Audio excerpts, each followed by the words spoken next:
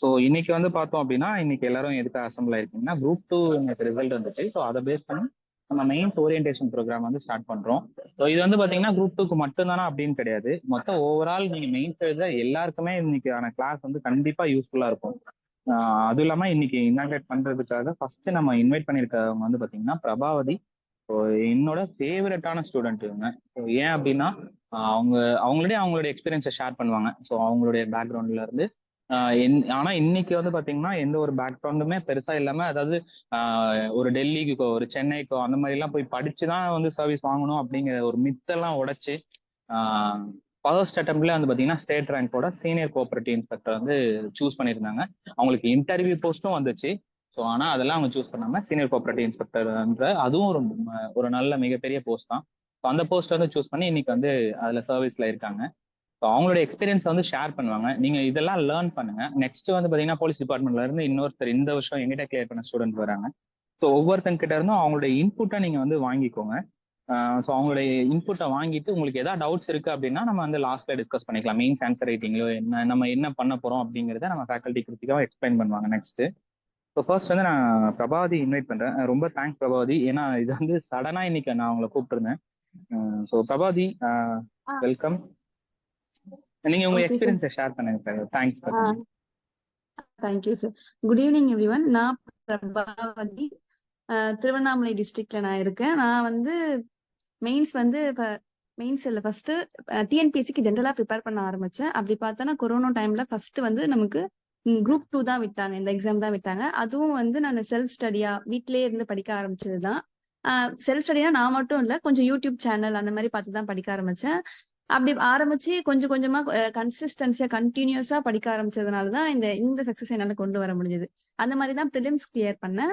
Prelims வந்து மே மந்த்ல நடந்துச்சு. மே மந்த்ல நடந்து அப்படியே ஆன்சர் கீ விட்டாங்க.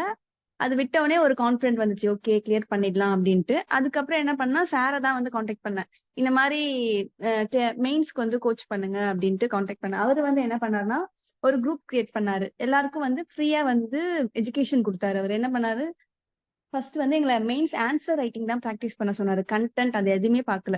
ஒரு ப்ரெசன்டேஷனுக்கு இம்பார்ட்டன்ஸ் கொடுத்தாரு. அடுத்து டைமுக்கு முடிக்கணும், அந்த பேப்பர் கம்ப்ளீட் பண்ணணும் அப்படின்ட்டு அவரு சொன்னார். இதுதான் முக்கியமான வேலையே. இதுல நம்ம என்னதான் பண்ணியிருந்தாலும் நம்ம ப்ரெசன்டேஷன் நீட்டா இருக்கணும். அதே நேரத்துல அந்த பேப்பர் எல்லா கொஸ்டினுக்கும் நம்ம ஆன்சர் பண்ணணும். அப்படி அது முடிஞ்சாதான் அட்லீஸ்ட் ஒரு கொஸ்டினுக்கு ஒரு மார்க், ரெண்டு மார்க்காவது கிடைக்கும். இது வந்து 2 பேர் கரெக்ஷன் பண்றதுனால ஒருத்தர் வந்து போடலாம் அந்த கொஸ்டினுக்கு அதிகமான மார்க், இன்னொருத்தர் வந்து குறைக்கலாம். அதனால அந்த ஆவரேஜை தான் நம்ம கடைசியா எடுத்துப்பாங்க. அப்படி பார்க்கையில ஏதாச்சும் ஒரு கொஸ்டின் விட்டாலும் ஃபுல்லாவே போற மாதிரி இருக்கும். அதனால ஃபர்ஸ்ட் அந்த கொஸ்டின்ல ஏதாச்சும் நமக்கு தெரிஞ்சு, கண்டிப்பா எதுவுமே தெரியாமலாம் நம்ம போயிருக்க மாட்டோம். நிறைய கொஸ்டின்ஸை ப்ராக்டிஸ் பண்ணி தான் போயிருப்போம். அதுல அந்த கேட்கிற கொஸ்டின்ஸ்க்கு எப்படியாச்சும் ஒரு லிங்க் வந்து கிரியேட் பண்ணி எல்லா கொஸ்டினுக்கும் ஆன்சர் பண்ணணும். அதுதான் அவர் வந்து எங்களுக்கு சொல்லி கொடுத்தது ஃபர்ஸ்ட். அடுத்து வந்து இப்ப எக்ஸாமுக்கு போறதுக்கு வந்து ஒரு 10 டேஸ்க்கு பிஃபோர் என்ன பண்ணாருன்னா ஒரு இம்பார்ட்டன்ட் டாபிக்ஸ் வந்து கொடுத்தாரு. அதுல இருந்தும் நிறைய வந்து எங்களுக்கு எக்ஸாம்ல வந்து கொஞ்சம் ஹெல்ப்ஃபுல்லா இருந்துச்சு. அதே நேரத்துல அவர் கரண்ட் அஃபேர்ஸ் வந்து கொஞ்சம் important topics, important current affairs அப்படின்ட்டு ஒரு கிளாஸ் எடுத்தாரு. எல்லாத்தையும் எந்த டைம்ல அவர் கிட்ட போயிட்டு டவுட் கேட்டாலும் அவர் எக்ஸ்பிளைன் பண்ணிட்டு இருந்தாரு. அது எங்களுக்கு ரொம்ப ரொம்ப ஹெல்ப்ஃபுல்லா இருந்துச்சு. ஈஸியா வந்து கான்டாக்ட் பண்ணலாம், நம்ம ஒரு ஃப்ரெண்ட்லியா என்ன வேணா, ஷை எதுவும் இல்லாம தைரியமா பேசலாம் இவர்கிட்ட. நான் வந்து வில்லேஜ்ல இருந்தா வந்து நான் இந்த அளவுக்கு ஃபர்ஸ்ட் பேசவே மாட்டேன், ரொம்ப சைலண்டா இருக்கிற ஆளு. ஆனா இவர்கிட்ட பேசி பேசி ஒரு தைரியம் வந்துச்சுன்னு கூட சொல்லலாம். இந்த எக்ஸாமை கிளியர் பண்றதுக்கு ஒரு தன்னம்பிக்கை அப்படின்னு சொல்லலாம். இப்ப இவர் வந்து ஃபர்ஸ்ட் வந்து அவர் கொஞ்சம் கொஞ்சமா அந்த ரிசல்ட் வரதுக்கு முன்னாடியே எங்களுக்கு வந்து கைடன்ஸ் கொடுக்க ஆரம்பிச்சிட்டாரு. ரிசல்ட் வந்த பிறகு ஒரு ப்ராப்பரா ரெகுலரா டெஸ்ட் நடத்த ஆரம்பிச்சிருப்பாரு. வீக்லி ஒரு டெஸ்ட் இருக்கும். அவர் வந்து கண்டக்ட் பண்றாரோ இல்லையோ ஏதோ ஒரு கொஸ்டினாவது அனுப்பிடுவாரு. ரெகுலரா டெஸ்ட் எழுதி அவருக்கு சென்ட் பண்ணா அவரு வந்து இண்டிவிஜுவலா ஃபீட்பேக் கொடுப்பாரு. அந்த இண்டிவிஜுவல் ஃபீட்பேக் மூலமா நிறைய வந்து கரெக்ஷன்ஸ் வந்து நமக்கு கிடைக்கும். அது மூலமா ப்ராப்பரான அலைன்மெண்ட் வந்து கரெக்டா மெயின்டைன் பண்ணி எழுதணும். இந்த மாதிரி ரொம்ப அவருடைய இந்த கோச்சிங் ரொம்ப ஹெல்ப்ஃபுல்லா இருந்துச்சு. நான் வெளியில எந்த ஒரு கோச்சிங் கிளாஸும் போகாம ஒரு ப்ராப்பர் கைடன்ஸ் இவர்கிட்ட இருந்து கிடைச்சதுனால என்னால இந்த எக்ஸாம் ஈஸியா கொஞ்சம் கிளியர் பண்றதுக்கு ரொம்ப ஹெல்ப்ஃபுல்லா இருந்துச்சு.